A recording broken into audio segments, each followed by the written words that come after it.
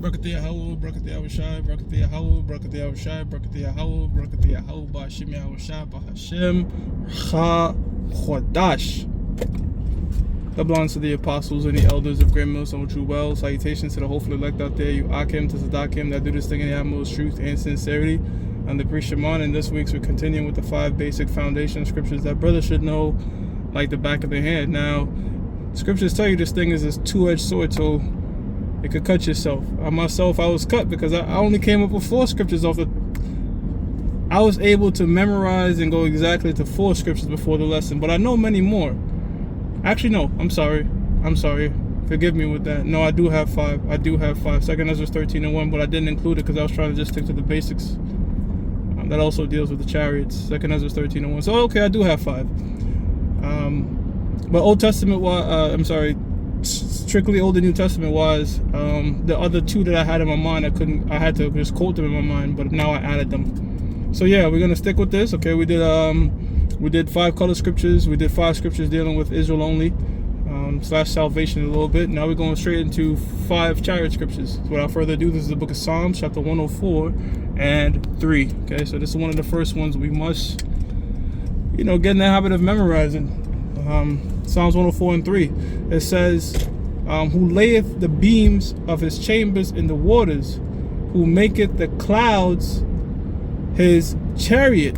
Okay, so that's the main thing you want to take away, is he maketh the clouds his chariot, because that's how we explain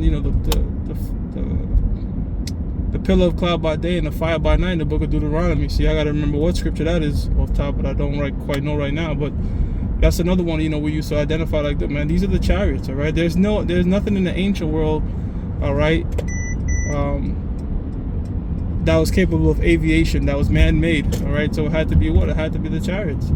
It says, who walketh upon the wings of the wind, all right? So the main takeaway is he make the clouds his chariots, all right? That's the book of Psalms 104 and 3, okay? Now the next scripture I'm gonna go to, all right? Like the back of my head, like the back of my hand rather, right? It's 2 Kings 2 and 11. And it came to pass, as they still went on and talked, that behold, there appeared a chariot. Okay, so who's it they? This is talking about Elijah and Elisha. Now again, the key takeaway right now is word is chariot, right? So we see in chariot synonymous with a cloud, and in this chapter we're going to see that chariot is synonymous with another word, right? Of fire, and horses of fire, and parted them both asunder, right? So this chariot came down and separated them. Okay, and Elijah went up by a whirlwind into heaven. So he was taken up by a chariot who, with the scribe described as a whirlwind, all right? And he was picked up with a tractor beam. So again, nothing in the ancient world, man-made, was capable of doing these things. So they describe in chariots what the world called UFOs, all right? Unidentified flying object. You might hear UAP, unidentified aerial phenomenon, okay? But no, they're identified. They're the chariots of Israel, okay? Went up by a whirlwind into heaven, so it took them up into the sky. All right, so 2 Kings 2 and 11 is the second one, that Elijah was beamed up in front of Elisha. All right, again, I'm not going too much into the stories. I'm just giving these 5 scriptures. All right, and it will be nice if it would be a good thing, brothers, if you take these scriptures and you sort of read a bit above and continue a bit more down. Okay, but 2 Kings 2 and 11, that's our go-to chariot scripture, all right? Because now you see in the cloud, you see in the word chariot synonymous with the word whirlwind. Okay, now jumping back to that cloud similitude, okay, we're gonna go to Acts chapter 1 verse 9, all right? And it reads, and when he had spoken these things, now who's it? He, that's talking about Yahweh Shai, when he spoke to the disciples after his return, all right, after his resurrection. Okay, book, Acts 1 and 9, okay? And when he had spoken these things, while they beheld, he was taken up, and a cloud received him. So again, it's not talking about an actual cloud, all right, that has vapors. It's talking about the chariots, okay, out of their sight.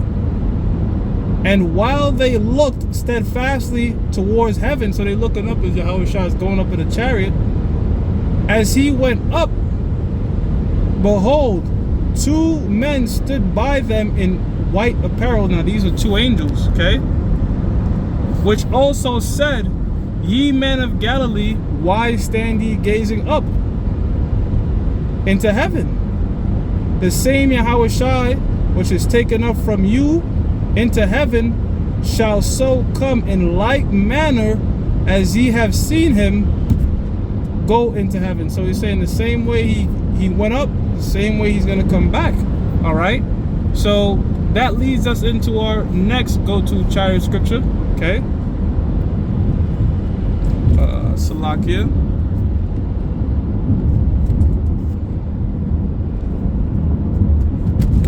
That leads us into our next go-to chariot scripture, which is the book of, if I could get it real quickly, the book of Revelations, okay? No, not Revelations, Revelation. The book of Revelation, chapter 1, verse 7. It says, behold, he cometh with clouds, and every eye shall see him. Okay, that's talking about how Yahushua is going to return. He's going to return just like it's mentioned in the book of Acts, okay, with the clouds, with the chariots.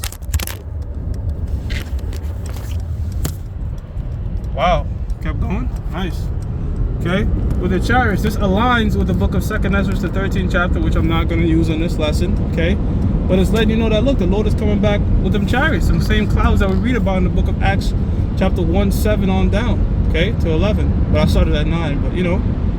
All right, so it says, behold, he cometh with clouds, and every eye shall see him, and they also which pierced him. Now that's going into reincarnation. Again, another thing we're not going to touch right now, okay?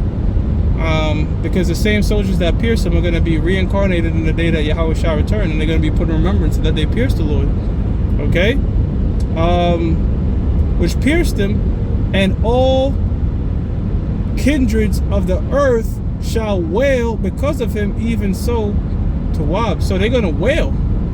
So what's this notion that Yahushua, who the world ignorant calls Jesus Christ, is going to come back with roses and daisies? Hell no.